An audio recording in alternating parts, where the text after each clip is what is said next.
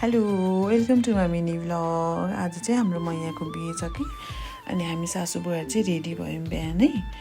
अनि हामीलाई लिन चाहिँ के चुनाल दाइ चाहिन्छ के बाबु चाहिन्छ होइन। चुनाल दाइ चाहिँ गइसक्छु ड्याडीलाई लिएर हामी चाहिँ ढिलै गएको थियौँ 9-10 बजेतिर। अनि बाबुलाई उठाउनु पऱ्यो। बाबुलाई उठाउनु चाहिँ मम्मीले चाहिँ बिहानदेखि मिहिनेत गर्छिन्छ अनि बाबु उठ्छिन्छ ढिलै उठ्ने भएर बिहानै उठाउनुपर्छ कि कहीँ जानु पऱ्यो पनि।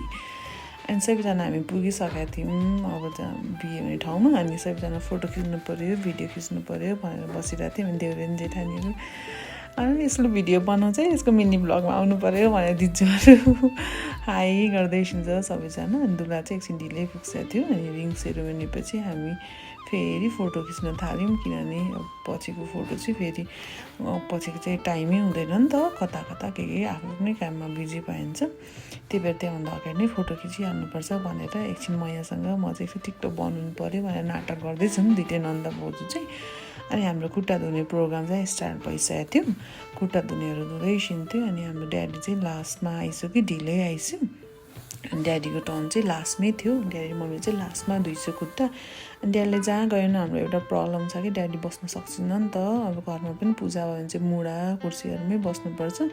बाहिर गयो पनि त्यही हो एकछिन। अनि हामी चाहिँ स्न्याक्स खानतिर लाग्यौँ। स्न्याक्समा चाहिँ मेरो अल टाइम फेभरेट यही माछा हो। जहाँ गए पनि जे गए पनि म खाने यही हो, अरू चुज नै हुँदैन।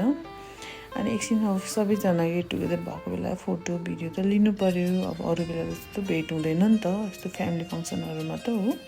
अनि सासू बुहारीहरू चाहिँ हामी एकछिन टिकटकको लागि पनि भिडियो हेरौँ है भनेर सिलेक्ट गर्दै हिँड्छ आन्टीहरूले चाहिँ। अनि हामी चाहिँ एकछिन टिकटक बनायौँ। अब टिकटक बनाएपछि यसो देउडा खेल्ने कुरा चाहिँ भयो। अनि देउडा खेल्नतिर लाग्यौँ कि सबैजना जमघट भइसक्छ देउडा खेल्नलाई चाहिँ। अनि देउडा भनेको त सुदूरपश्चिमको सानो है। अब जुन जस्तो प्रोग्राम सानो ठुलो जे प्रोग्राममा पनि देउडा त चल्छ नै नि त। अब देउडा खेल्यो भने माहौलै छुट्टै लाग्छ कि मलाई चाहिँ। अनि एकदमै मनपर्छ। बरु अरू डान्स चाहिँ आउँदैन मलाई, देउडा चाहिँ एकदमै रमाइलो लाग्छ कि।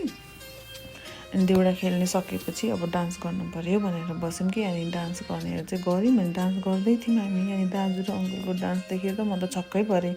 अनि आफू नाच्न छोडेर पनि मैले त भिडियो लिनुतिर लागेँ कि।